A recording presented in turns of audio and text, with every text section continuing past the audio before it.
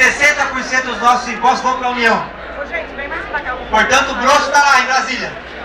Desse grosso, o governo ano passado gastou 2,8% em saúde e 41% da rolagem dos títulos da dívida pública. E meia dúzia de famílias só tem esses títulos.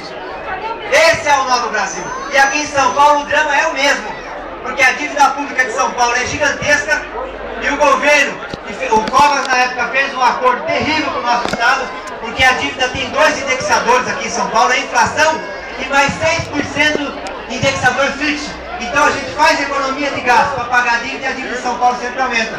A dívida está hoje em 150 bilhões e quase parte da capacidade de investimento do Estado, que era para ir para a saúde, para a educação, vai para rolar a dívida pública de São Paulo. É por isso que não sobra dinheiro para a saúde. E o governo quer de todo modo entregar para a iniciativa privada,